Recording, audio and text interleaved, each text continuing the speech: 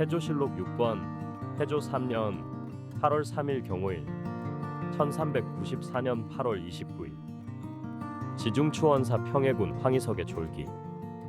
지중추원사 평해군 황희석이 세상을 떠났다. 황희석은 평해 출신이다. 왕이 아직 왕위에 오르기 전부터 항상 황희석에게 군사를 맡겼으며 공로가 커서 개국 공신에 포함되었다. 병이 들자 임금은 어이를 보내 약을 쓰게 하였고 곁을 떠나지 못하게 하였으며 사신을 보내 문병을 계속 보냈다. 그가 돌아가자 왕은 매우 슬퍼하여 조회를 중지하고 이안백 이화를 보내 장례를 앞에서 지내게 하였으며 문화시랑 찬성사로 추증하고 시호를 약물하고 내렸다. 장례의 비용은 관에서 지원하고 부의도 넉넉하게 내렸다. 아들로는 황상이라는 인물이 있다. 군기감 행랑채에 불이 나다. 군기감의 행랑채에서 화재가 발생하였다. 태조실록 6권 태조 3년 8월 6일 개유일 1394년 9월 1일 사간원 장무에게 용관자 등의 명단을 올리게 하다. 사간원의 장무인 보궐배규를 불러 왕이 다음과 같이 명하였다. 전에 올린 상소에서 말한 하는 일도 없이 녹봉만 타는 자, 한 집에서 여러 명이 병역에 나간 자, 아무 공도 없이 직함을 받은 자들의 이름을 모두 적어 보고하라. 전백령 등이 정사에 부지런할 것을 상소하다. 전백령 등이 상소를 올렸다. 신 등은 보잘것없는 자질로 다행히 성군을 만나 외람되게도 간언을 맡고 있어 가만히 있을 수 없었습니다. 그래서 어제 좁은 견해로나마 감히 말씀을 올렸는데 전하께서 그것을 살펴보시고 신등에게 다시 조목을 상세히 올리게 하시고 이를 시행하려 하셨으니 이는 전하께서 정치를 잘하려는 뜻이 간절하시고 간언을 기쁘게 받아들이시는 덕망의 발현입니다. 신 등은 이에 감격하여 아는 바를 정리하여 다시 올리오니 전하께서 이를 참고하시고 나머지 다른 조목들도 속히 시행해 주신다면 이는 조선 왕조와 백성을 위한 복이 될 것입니다. 순임금은 천하의 큰 성인이었고 단주는 천하의 어리석은 자였습니다. 신하우는 순임금에게 단주처럼 거만하고 놀기만 좋아하며 나쁜 짓을 하지 마소서라고 경계했는데 우와 같은 지혜로운 신하가 순임금이 단주처럼 되지 않을 걸 모르겠습니까? 그러나 지극한 충성에서 비롯된 경계였던 것입니다. 전하께서는 잠저에 계실 때부터 경서와 사서를 두루 읽으셨고 역대의 흥망을 마음속에 새기셨으며 나라 안팎을 두루 살펴 백성의 고통을 깊이 이해하고 계십니다. 비록 이 말씀이 전하께 이미 잘 알려진 내용이겠으나 이는 당우 시대의 임금과 신하가 서로 경계한 전례에 따라 드리는 말씀이니 전하께서 기쁘게 받아들이시고 깊이 살펴주시기를 바랍니다. 태조실록 6권 태조 3년 8월 7일 갑술일 1394년 9월 2일 도승지 한상경에게 대학연애를 강의하게 하다. 도승지 한상경을 청심정으로 불러 대학연애를 강의하게 하였다. 섬나국 사람 장사도를 예빈경, 진원상을 서운 부정으로 임명하다. 조선에서 태국에서 온 외국인 장사도에게 외국 예절을 맡는 높은 직책을 주고 또 다른 외국인 진원상에게는 별과 하늘을 보는 부책임자 자리를 맡겼다. 태조실록 6권 태조 3년 8월 8일 의뢰일 1394년 9월 3일 번개와 천둥이 치고 우박이 내리다. 번개와 천둥이 치고 우박이 내렸다. 명나라가 도로를 통하게 해준 것에 살해하는 표문. 개성윤 이무를 명나라에 보내어 도로를 통하게 해준 일에 대해 감사의 뜻을 전하였다. 그 표문에는 다음과 같은 내용이 담겨 있었다. 신은 아래입니다. 전에는 여러 차례 신하 김입견, 윤사덕, 이지, 박영춘, 경희, 안종원 등을 보내 표문을 올리고 경사에 가기 전에 요동에 이르렀는데 모두 그곳 도사에게 막혀 돌아와야 했습니다. 이 일로 너무도 놀라고 황송하여 어찌할 바를 몰랐는데 다행히 황제의 거룩하신 은혜로 신의 아들 이방원과 신하 남제, 조반, 조임 등이 경사에 들어갈 수 있게 되었습니다. 신은 온 나라 백성과 함께 감격을 금치 못하고 있습니다. 대성인의 덕은 멀리 있는 이들까지 널리 품는 데 있으며 먼 나라 사람들까지도 도로가 열리는 것을 기뻐하여 그 감동이 뼛속까지 사무치고 눈물마저 흐릅니다. 신은 외람되게도 이 나라의 일을 맡고 있으며 다행히 성군을 만나 수년을 지내왔습니다. 털끝만큼도 공은 없었지만 언제나 충성을 다해 조공의 도리를 잊지 않았습니다. 그래서 해마다 새해 인사차 조정에 오가던 일이 있었던 것입니다. 그러나 근래에 누군가의 모함으로 인해 백길조차 끊기게 되어 매우 곤란하던 중 이번에 신의 미천한 자식이 궁궐에 들어가 인사를 드리고 신하들이 성스러운 날을 축하하며 폐하를 가까이에서 뵙게 되었으니 신은 그 기쁨이 배가 되었습니다. 폐하께서 궁궐 깊은 곳에 계시면서도 만리 밖의 사정을 밝게 살피시고 신의 억울함을 헤아려 주시며 신의 외교에 다른 속뜻이 없음을 가엾게 여기셔서 다시 바다 건너 먼 나라도 해를 다시 보게 해주셨으니 신은 마땅히 울타리와 기둥이 되어 더욱 정성을 다해 문안을 드리고 밤낮으로 폐하의 만수무강을 기원합니다. 그리고 말 16피를 바쳤다. 안주에 성을 쌓다. 안주 지역에 성을 쌓았다. 임금이 직접 천도할 무학당을 돌아보다. 임금이 친히 천도 예정지인 무학당을 살펴보기 위해 부평의 사사와 대간 형조 관원 중 각 한 명씩과 친군이 군사를 데리고 현장을 돌아보았다. 다리 심성을 범하니 유배한 사람을 용서하다. 서운관에서 다리 심성이라는 별을 침범했다고 보고하자 임금은 유배되어 있던 사람들을 사면하였다. 태조실록 6권 태조 3년 8월 11일 무인일 1394년 9월 6일 왕이 무학을 둘러보고 유숙하다. 천도할 장소에 대한 분분한 의로 임금이 무학에 이르러 새로운 수도로 삼을 곳을 찾기 위해 현장을 살폈다. 그러자 판서운 관사 윤신달과 서운 부정 유한우가 임금 앞에 나아가 이렇게 말하였다. 지리의 원리로 보았을 때 이곳은 수도로 삼기에 적합하지 않습니다. 임금은 화가 나듯 말하였다. 너희들은 함부로 이렇다 저렇다 말하는데 정말 이곳이 좋지 않다면 근거가 되는 문서를 가지고 와서 말해보아라. 그러자 신달 등은 물러나 서로 의논하였고 임금은 다시 유한우를 불러 물었다. 이곳이 정말로 좋지 않단 말이냐? 한우가 대답하였다. 제가 보기에는 정말로 좋지 않습니다. 임금이 다시 물었다. 그렇다면 어디가 좋은가? 한우가 대답하였다.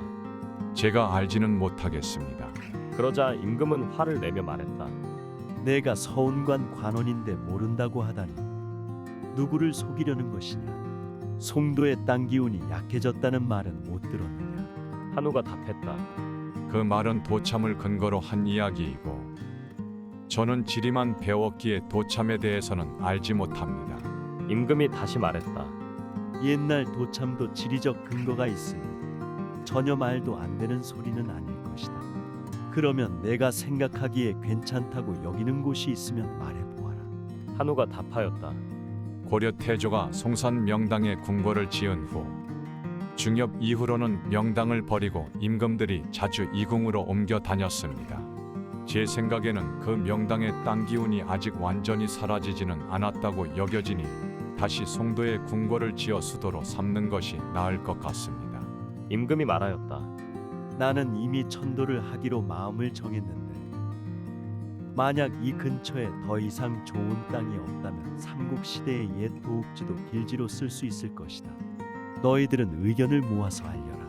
그리고 좌시중 조중과 우시중 김사영에게 지시하였다.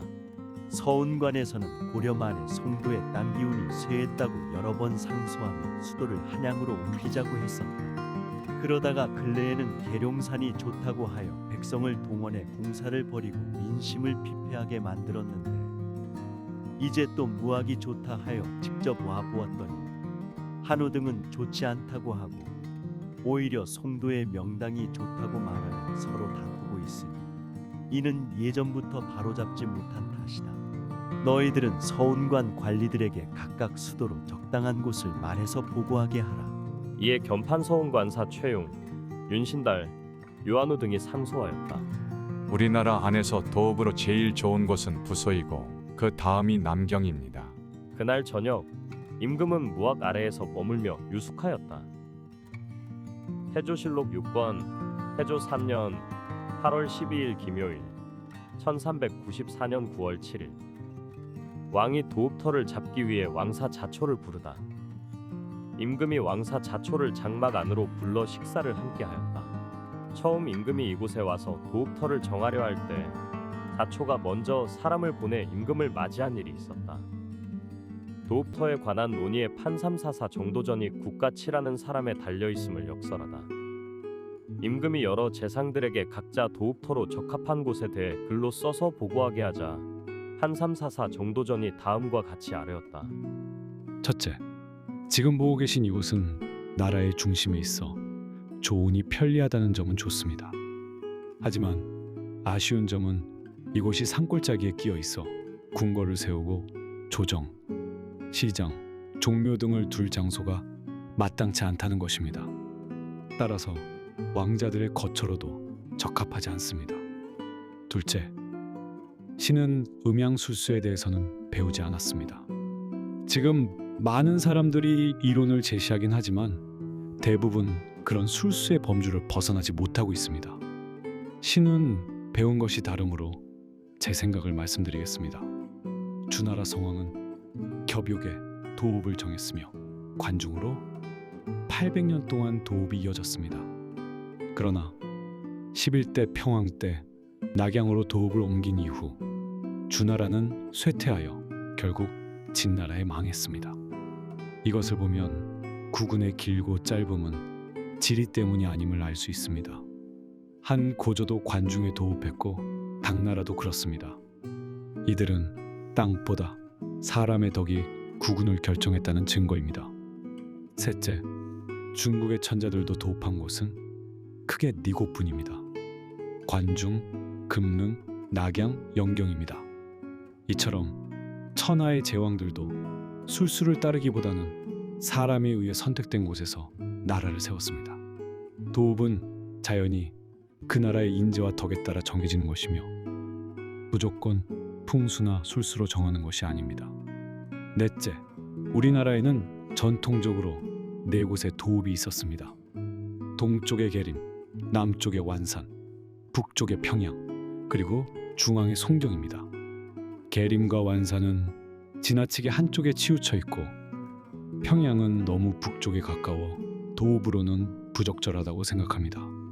다섯째, 전하께서 전조의 무너진 뒤를 이으셨고 아직 백성들의 삶은 안정되지 않았습니다. 지금은 민심을 안정시키고 국력을 회복시키는 것이 우선입니다. 너무 서두르지 마시고 하늘의 뜻과 인간의 뜻을 모두 살핀 뒤에 도읍을 정하신다면 조선의 왕업은 길이길이 이어질 것입니다. 여섯째, 지금 지기의 좋고 나쁨을 말하는 사람들은 대부분 그저 옛 사람들의 말을 전하는 것에 불과합니다. 신이 말한 것도 결국 옛 역사에서 나온 교훈일 뿐입니다. 술수를 따르는 자들만 믿을 게 아니라 선비들의 말도 신중히 고려해 주시길 바랍니다.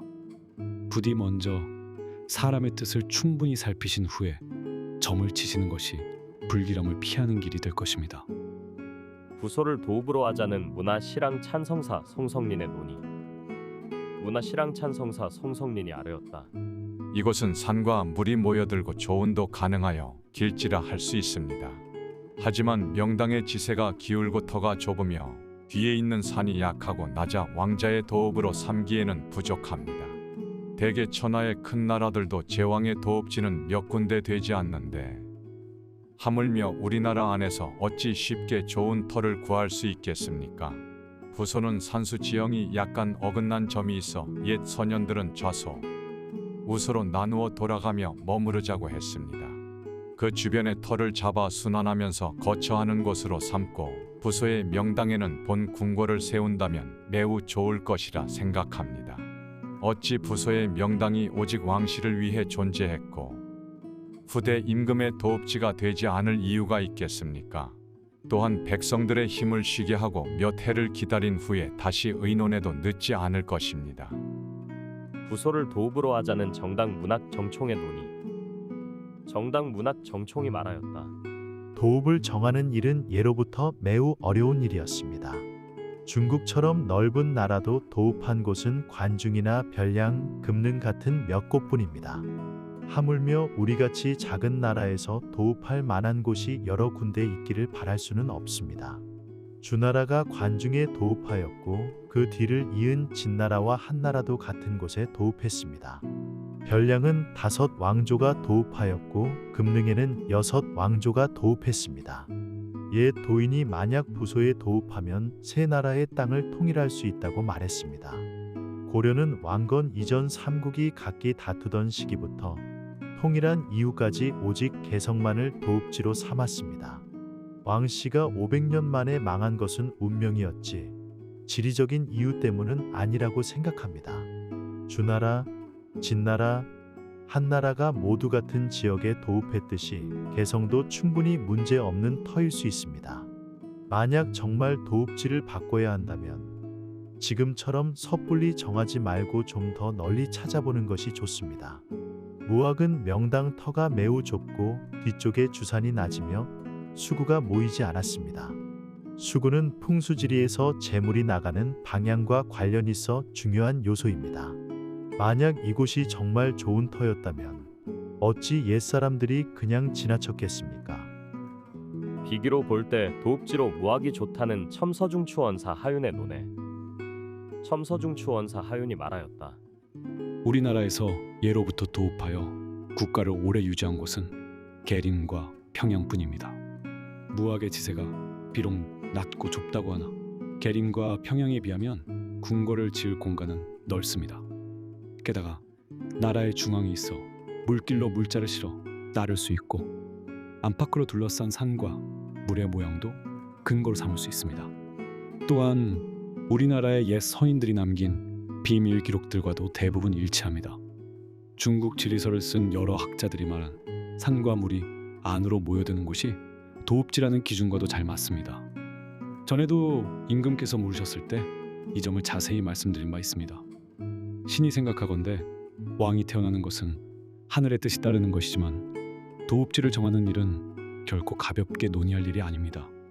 만약 백성들의 피로를 줄이기 위해 잠시 편안함을 따르려면 개성에 그대로 있는 것이 낫고 오랜 세월 동안 나라가 번영할 터전을 세우려 한다면 무학보다 나은 곳은 없을 것입니다. 무학이 좁기는 하나 비결에서 말한 곳이라는 것을 구체적으로 열거한 중추원 학사 이직의 논에 중추원 학사 이직이 말하였다. 도읍을 옮기고 나라의 근본을 세울 곳을 찾기 위해 지리서들을 살펴보니 대부분 다음과 같이 말하고 있습니다.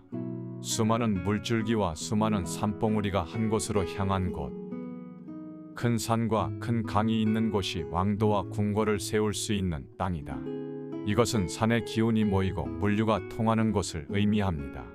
또 나라의 넓이가 1000리일 경우 수도는 동서남북 각 500리, 나라의 넓이가 500리일 경우 수도는 각 방향으로 50리 거리여야 한다라고도 하였습니다. 이는 수도에서 지방까지의 거리를 고르게 하자는 뜻입니다. 우리나라의 옛 비서에도 삼각산의 남쪽 한강에 인접한 곳 무산이라 말하고 있는데 이는 모두 지금 무학을 말하는 것입니다. 도읍지를 정하는 일은 대단히 중대한 일이므로 몇몇 사람의 의견으로 결정해서는 안 됩니다. 반드시 하늘의 뜻을 따르고 백성의 뜻도 살핀 뒤에 정해야 합니다. 서경에도 거북점, 풀점, 대신들의 의견, 서민의 뜻까지 모두 살펴야 한다고 했습니다. 그렇게 하지 않으면 결정을 내릴 수 없습니다. 지금 도읍을 옮길지 말지는 하늘의 때와 운에 달려 있습니다. 신으로서는 함부로 말씀드릴 수 없습니다. 그러나 임금께서 천심에 따라 천도를 결심하시고 백성들의 뜻도 살피셨으니 이는 하늘의 뜻에 따르는 일입니다. 다만 무학의 명당이 좁다는 점은 신도 인정하는 바입니다. 천도에 대한 재상들의 반대에도 불구하고 한양으로 행차하다. 임금은 여러 재상들의 의견이 대부분 천도가 옳지 않다는데 기운 것을 보고 언짢은 기색으로 말하였다. 내가 개성으로 돌아가 소격전에서 기륭을 점쳐 확실히 결단하겠다. 그리고는 남쪽으로 즉 한양으로 출발하였다. 태조실록 6권 태조 3년 8월 13일 경진일 1394년 9월 8일 왕사 자초와 여러 신하들의 의견을 들어 한양을 도읍으로 정하다. 적성 광실원이 좋다는 의견도 나오다. 임금이 남경의 옛 궁궐터에서 집터를 살펴보며 산세를 둘러보다가 윤신달 등에게 물었다. 여긴 어떤가? 윤신달이 대답하였다. 우리나라 안에서는 송경이 가장 좋고 여기가 그 다음입니다. 다만 아쉬운 점은 북서쪽 땅이 낮아서 물이나 샘물이 마르기 쉽다는 점입니다. 임금은 기뻐하며 말했다. 개성도 완벽하진 않지 않느냐. 지금 보니 이곳은 왕도가 될 만하다. 특히 조온이 잘 되고 사방으로 흐르는 물길도 균형 잡혀 있어 백성들에게도 이로울 것이다. 임금이 왕사 자초에게도 물었다. 이곳이 어떤가? 자초가 대답하였다. 사방의 산세가 높고 아름답고 중앙은 평탄하여 성을 쌓고 도읍하기 좋습니다. 그러나 여러 사람의 의견을 따라 정하시는 것이 좋겠습니다. 이에 임금은 여러 재상들에게 의견을 묻자 모두가 말했다. 반드시 도읍을 옮기셔야 한다면 이곳이 제일 좋습니다. 하지만 하윤만은 홀로 말했다. 산의 모습은 볼만하지만 지리적인 원리로 보면 좋지 않은 곳입니다. 결국 임금은 여러 사람의 의견을 따라 한양을 도읍으로 정하였다. 그때 전서 양원식이 나와 말하였다. 신이 가지고 있던 비결을 이미 명을 받아 바쳤습니다. 적성 광실원 동쪽에 산이 있어 그곳 사람들에게 물어보니 계족산이라고 하는데 직접 가서 보니 비결에 적힌 장소와 매우 비슷했습니다. 이에 임금이 말하였다. 하지만 거기는 조온이 되지 않으니 도읍지로는 어렵지 않겠는가? 양원식이 대답하였다. 임진강에서 장단까지는 물이 깊어 배가 다닐 수 있습니다. 임금은 말을 멈추고 가마를 타고 종묘를 지을 자리를 보고 노원역 들판까지 가서 유숙하였다. 민정을 징발하여 옛 서울에 성 쌓는 공사를 마치게 하다. 임금은 도평의사사에 명하여 경상도, 전라도, 충청도, 강원도, 통해도, 경기 좌도, 우도의 백성들을 동원하여 옛 서울의 성을 마무리 짓는 공사를 하게 하였다. 태조실록 6권 태조 3년 8월 15일 이모일 1394년 9월 10일 흰 무지개가 뜨다. 흰 무지개가 나타났다. 회암사에 거둥하고 풍천 서쪽에서 유숙하다. 임금이 회암사에 들러 승려들에게 음식을 대접하고 풍천 서쪽에 이르러 하룻밤을 묵었다. 좌시중 조준이 병이 나자 가마를 내어주어 먼저 송경으로 돌아가게 했다. 왜구가 충청도 안성에 침입하다. 수군 만호 장영검이 배 9척을 노획하다. 왜구가 충청도 안성에 침입했다. 수군 만호 장영검이 왜구의 배 9척을 붙잡았다. 태조실록 6권 태조 3년 8월 16일 개미일 1394년 9월 11일 흰 무지개가 뜨다. 흰 무지개가 다시 나타났다. 광실원을 둘러본 후 장단에서 다락배를 타고 놀다. 임금이 광실원 동쪽에 이르러 양원식이 도읍지로 좋다고 말한 장소를 둘러보았으나 신하들이 모두 적절하지 않다고 하여 결국 그곳은 포기하였다. 이후 장단 나루에 이르러 다락배를 타고 유람하니 재상들과 노인들이 함께 장수를 기원했다. 술의 기분이 좋아지자 검교 시중 나물번이 일어나 춤을 추었고 임금이 그를 바라보며 말했다. 경은 부모도 살아계시고 스스로 재상이 되었소. 나는 지금 나라의 임금이 되었지만 형만큼은 못하오. 그리고는 감정이 북받쳐 눈물을 흘렸다. 그 후 배를 타고 물길을 따라 내려가 아래 여울가에서 하룻밤을 묵었다. 태조실록 6권 태조 3년 8월 17일 갑신일 1394년 9월 12일 흰 무지개가 뜨다. 흰 무지개가 보였다. 고려조의 신경터를 둘러보다. 임금이 임진년 북쪽에서 유숙하고 고려 왕조 시절에 새 도읍지였던 신경터를 돌아보았다. 태조실록 6권 태조 3년 8월 18일 의류일 1394년 9월 13일 민중리가 말한 도라산 터를 둘러보고 송경으로 돌아오다. 민중리의 말에 따라 돌아산 터를 살펴본 임금이 말하였다. 이렇게 더럽고 습한 곳이 어찌 도읍이 될 수 있단 말인가. 곧 송경으로 돌아왔고 왕세자는 길가에서 나와 임금을 맞이하였으며 각 관청의 관원들은 천수사 앞에서 맞이하였다. 태조실록 6권 태조 3년 8월 21일 무자일 1394년 9월 15일 사수감 송희정이 말 1000피를 요동해서 교부하고 돌아오다. 사수감 송희정을 보내 말 1000피를 명나라에 바치게 하였는데 그는 요동에 가서 말을 넘기고 돌아왔다. 원구단의 제사는 폐지하지 않고 이름만 원단으로 고치다. 예조에서 아뢰었다. 우리나라는 삼국 시대부터 원구단에서 하늘에 제사를 올리고 기곡제와 기우제를 지내왔으니 함부로 폐지할 수 없습니다. 다만 예전 제도를 회복하되 명칭만 원단으로 바꾸는 것이 좋겠습니다. 임금이 그대로 따랐다. 백관에게 품계에 따라 말을 바치게 하다. 모든 관리에게 품계에 따라 차등을 두고 말 한 마리씩 바치게 하였다. 태조실록 6권 태조 3년 8월 22일 기축일 1394년 9월 17일 왜구가 영광군에 침입하다. 염전 인부들이 힘껏 싸워 쫓아내다. 왜구가 영광군에 침입했으며 외선은 10여 척이었다. 소금 굽는 인부 30여 명이 힘껏 싸워서 왜구 3명의 목을 베자 나머지 왜구들이 도망쳤다. 도량고와 내제석원을 혁파하고 복흥고를 두다. 도량고와 내제석원을 없애고 대신 복흥고를 새로 설치하였다. 태조실록 6권 태조 3년 8월 24일 신묘일 1394년 9월 19일 도승지 한상경에게 대학연애를 강의하게 하다. 임금이 청심정으로 거동하여 도승지 한상경에게 대학연애를 강의하게 하였다. 도평의사사에서 한양으로 도읍정할 것을 아뢰니 윤허하다.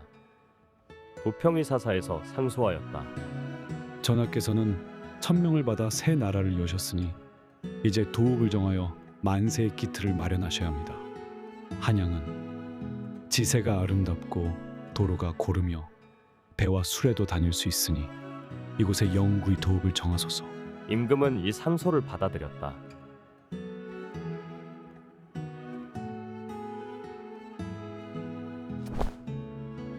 태조실록 6권 태조 3년 9월 1일 무술일 1394년 9월 26일 신독 궁궐 조성 도감을 설치하고 담당 관리를 임명하다. 신독 궁궐 조성 도감을 설치하고 심덕부 김주 이엄 이직을 판사로 임명하였다. 태조실록 6권 태조 3년 9월 2일 기해일 1394년 9월 27일 얼음이 얼다. 이날 얼음이 얼었다. 태조실록 6권 태조 3년 9월 4일 신축일 1394년 9월 29일 상위 중추원사 정남진을 천추사로 보내다. 정남진을 명나라에 보내어 천추절을 축하하게 하였다. 태조실록 6권 태조 3년 9월 5일 이민일 1394년 9월 30일 전 공조 전서 임수가 말 500피를 요동해서 교부하고 돌아오다. 전 공조 전서 임수를 명나라에 보내어 말 500피를 바치게 하였는데 요동에 가서 교부하고 돌아왔다. 태조실록 6권 태조 3년 9월 6일 개묘일 1394년 10월 1일 창고 전민사를 각도에 보내다. 창고 전민사를 각 지방으로 나누어 파견하였다. 태조실록 6권 태조 3년 9월 8일 을사일 1394년 10월 3일 권근, 한희, 이천우, 황성, 강객권, 이서에게 세 관직을 제수하다. 권근을 첨서중추원사로, 한희를 예문춘추관 학사로, 이천우, 황성, 강객권을 상의중추원사로, 이서를 사원부 대사원으로 임명하였다.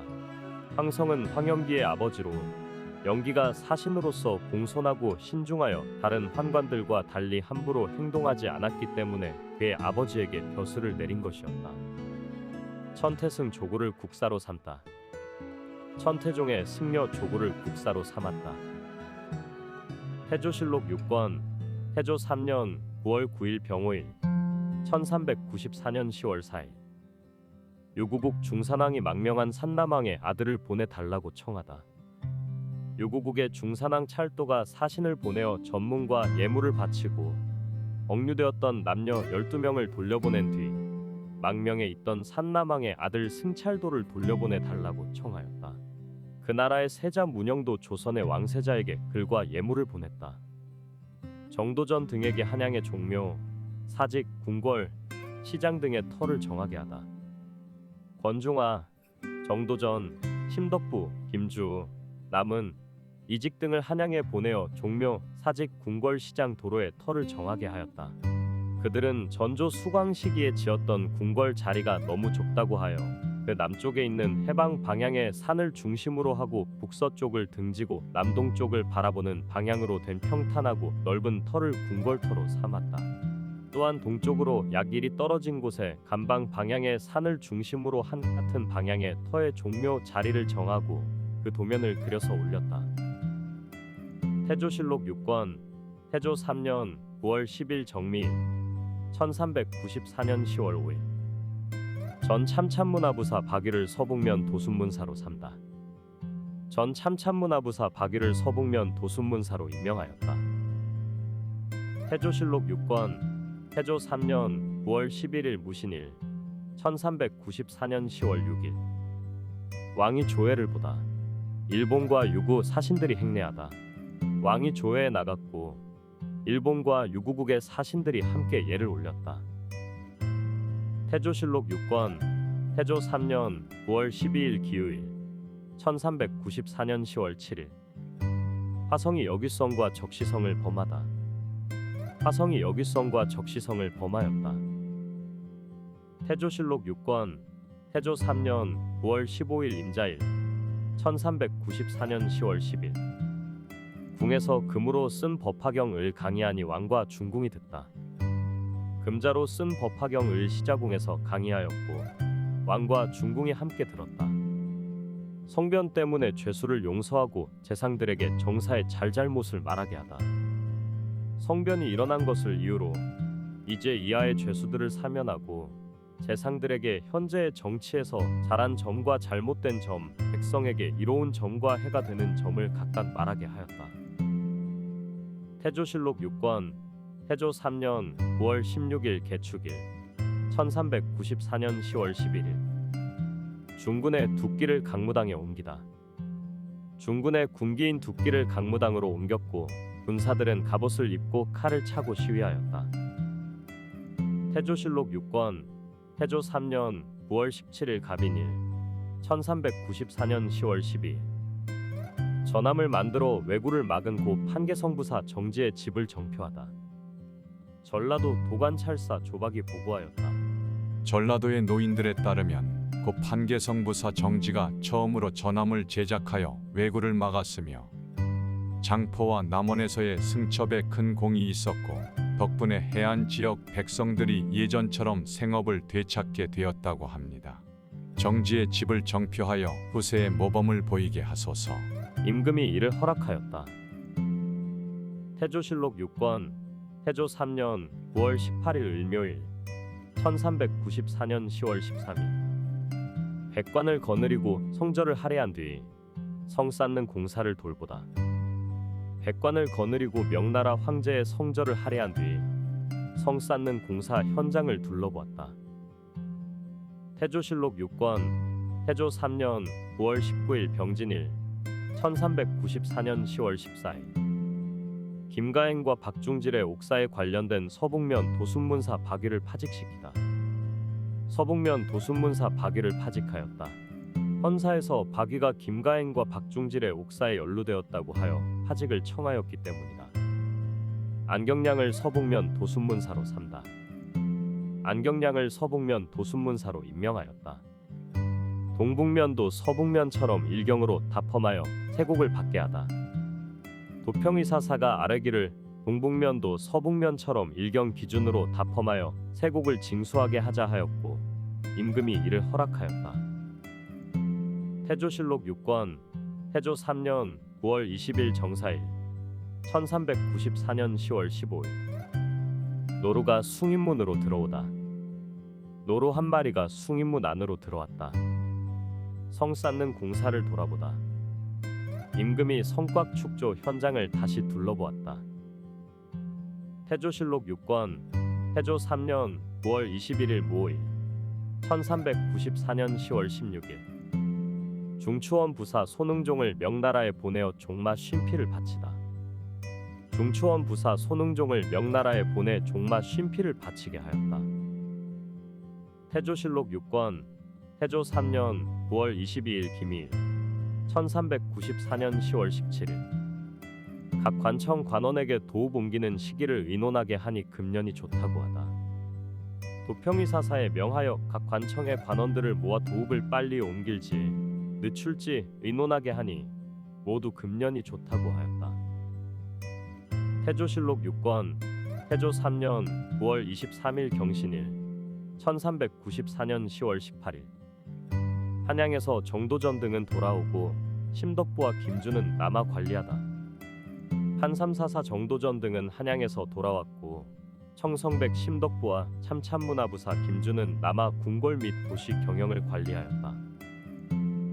태조실록 6권 태조 3년 9월 25일 임술일 1394년 10월 20일 천구성이 땅에 떨어졌는데 소리가 우레 같았다. 하늘에서 천구성이 떨어졌고 소리가 우레와 같았다. 태조실록 6권 태조 3년 9월 27일 갑자일 1394년 10월 22일 평주에 진눈깨비가 내리다. 평주에 진눈깨비가 내렸다.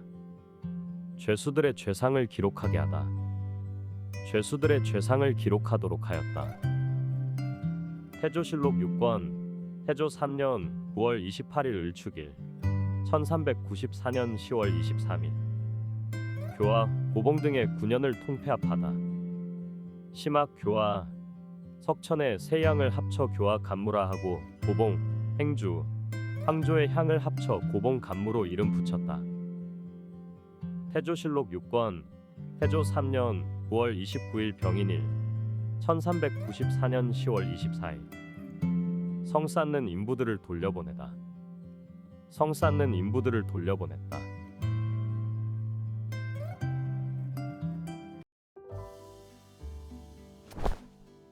태조실록 6권 태조 3년 10월 3일 기사일 1394년 10월 27일 새벽에 거둥하여 서교에서 사냥하다. 새벽에 거둥하여 서교에서 사냥하였다. 유사에게 종묘 제사를 서팽하게 하다. 유사로 하여금 종묘의 제사를 서팽하게 하였다.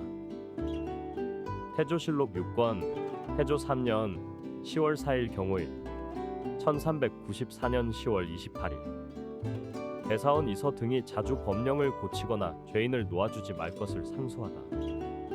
사원부 대사원 이서 등이 상소하였다. 경솔하게 법령을 고치시고 자주 죄인을 놓아주지 마소서. 태조실록 6권 태조 3년 10월 5일 갑자일 1394년 10월 29일 대평소를 잘 부는 사람이 가족과 함께 투하해 오다. 서북면 도절제사 최영지가 가족을 인솔하고 투하해 온 사람을 잡아보냈는데 풍소를 잘 불어 대평소라 불렀다. 금, 은, 체단의 금령을 더욱 엄하게 하다. 사원부에서 금, 은과 체단의 사용 금지령을 더욱 엄격히 시행하였다. 태조실록 6권 태조 3년 10월 6일 임신일 1394년 10월 30일 조회에 나아가다. 천변 때문에 풍악을 패하다. 임금이 조회에 나갔으나 하늘에 재변이 있었기 때문에 음악 연주는 하지 않았다. 집 비둘기 세 쌍을 일본 구주 절도사에게 보내다. 임금이 집에서 기르던 비둘기 세 쌍을 일본 구주의 절도사인 원효준에게 보냈다. 이는 그가 요청한 데 따른 것이었다. 태조실록 6권 태조 3년 10월 8일 갑술일 1394년 11월 1일 채단 옷을 입은 이지숭을 파면시키고 김천구를 순군옥에 가두다. 장군 이지숭의 벼슬을 파면하고 전직 전서 김천구를 순군부 감옥에 가두었다. 이는 사원부에서 그들이 비단으로 만든 채색 옷을 입었다며 탄핵했기 때문이다. 태조실록 6권 태조 3년 10월 9일 의뢰일 1394년 11월 2일 정당 문학 민재와 중추원 부사 유원지를 하정사로 보내다. 정당 문학 민재와 중추원 부사 유원지를 명나라 수도에 파견하여 다음 해 정월 초하루의 명절을 축하하게 하였다. 태조실록 6권 태조 3년 10월 10일 병자일 1394년 11월 3일 시중을 정승으로 고치다. 성격이 강직한 대사원 이설을 파직시키다. 시중이라는 관직 이름을 정승으로 바꾸었다. 그리고 대사원 이설을 파직시키고 대신 그를 안평군으로 책봉하였다. 그 자리는 전 활용윤이었던 박경이 대신 맡게 되었다. 이선은 성격이 굳세고 절개가 있어 늘 바른 말을 하였고 임금의 부름을 받아 궁에 들어가도 거의 아첨하는 일이 없었다. 임금이 그를 파직하려 할 때 정도전이 그를 살리기 위해 애썼으나 끝내 막지 못했다. 태조실록 6권 태조 3년 10월 11일 정축일 1394년 11월 4일 왕의 탄신임으로 죄수들을 용서하고 이행 이인임 등의 직첩을 돌려주다. 임금의 생일이었기 때문에 궁 안에서 법화경을 강의하게 했고 조정 안팎의 죄수들을 사면하였다. 특별히 이행과 이첨의 유배를 풀어주고 이인임과 조민수의 금고형도 면제한 뒤 그들의 관직 임명장을 모두 되돌려주었다. 일본 구주 절도사에게 포로를 보내준 것에 살해하고 협력을 요청하는 글. 전 공조 전서 최용소를 일본에 보내고 조정 대신들로 하여금 일본 구주의 절도사 원효준에게 보내는 편지를 작성하게 하였는데 그 내용은 다음과 같았다. 조선의 문화 정승 조준 등은 일본국 절도사 원공 좌하에게 답장을 보냅니다. 우리 사신이 돌아올 때 좌하께서 보내준 편지를 받고 무사하다는 소식을 들으니 안심이 됩니다. 이번에 붙잡혀 있던 사람 700명을 돌려보내어 모두가 고향으로 돌아올 수 있게 되었으니 그 은혜가 지극합니다. 더욱이 아직 돌아오지 못한 사람들도 점차 모아서 돌려보내겠다고 하시고 또 왜구를 금지해 양국 사이에 다시는 틈이 생기지 않도록 하겠다고 약속하셨으니 서로 우호적인 마음이 깊고 두터움을 느껴 매우 기쁘고 감사한 일입니다. 최근 우리나라 수군 장수들이 여러 차례 왜구를 잡고 함대를 보내 남은 무리를 토벌하자고 하여 조정에서도 이를 허락하려는 논의가 있었는데 마침 좌하의 말씀을 듣고 계획을 멈추었습니다. 보내신 뜻처럼 엄한 명령으로 악한 해적들을 물리쳐 변방의 근심이 사라지게 하신다면 더없이 좋은 일이 될 것입니다. 보내주신 귀한 예물은 더욱 감격스럽게 받아들였으며 이에 공조 전서 최용소를 보내 감사의 뜻을 전하고자 합니다. 별도로 본국의 토산품을 함께 보내니 부디 받아주시기 바랍니다. 태조실록 6권 태조 3년 10월 12일 무인일 1394년 11월 5일 무지개가 뜨다. 서쪽 하늘에 무지개가 나타났다. 태조실록 6권 태조 3년 10월 15일 신사일 1394년 11월 8일 사원부에서 이인임 조민수의 죄를 용서할 수 없다 하니 윤허하다. 사원부에서 글을 올려 이인임과 조민수의 죄를 용서해서는 안 된다고 하니 임금이 그대로 허락하였다. 태조실록 6권 태조 3년 10월 16일 이모일 1394년 11월 9일 이조 전서 심효생의 딸을 세자빈으로 삼다. 이조 전서 심효생의 딸을 세자빈으로 정하였다. 못으로 팠던 이인임의 집을 메우게 하다. 사원부의 잡직 관원인 조치명을 불러서 연못처럼 파였던 이인임의 집터를 메우게 하였다. 태조실록 6권 태조 3년 10월 17일 개미일 1394년 11월 10일 연이틀 무지개가 뜨다. 서쪽 하늘에 무지개가 나타났다. 18일에도 마찬가지였다. 태조실록 6권 태조 3년 10월 19일 의료일 1394년 11월 12일 관음굴에 거둥하다. 임금이 관음굴로 나들이 하였다. 태조실록 6권 태조 3년 10월 21일 정해일 1394년 11월 14일 내전에서 중들에게 밥을 먹이고 국사의 봉숭례를 행하다. 궁 안에서 스님 108명에게 음식을 대접하고 국사의 봉숭례를 행하였다. 그리고 안장을 갖춘 말을 하사하였다. 태조실록 6권 태조 3년 10월 25일 신묘일 1394년 11월 18일 한양으로 서울을 옮기다. 임금이 도읍을 한양으로 옮겼다. 각 관청에서는 관원 2명씩을 송경에 남게 하였고 문화 실랑찬 성사 최영지와 상임문화부사 우인열 등을 분도평이 사사로 임명하였다. 태조실록 6권 태조 3년 10월 28일 가보일 1394년 11월 21일 옛 한양부의 객사를 이궁으로 삼다. 새로 정한 서울에 도착하여 옛 한양부의 객사를 임시 궁궐로 삼았다.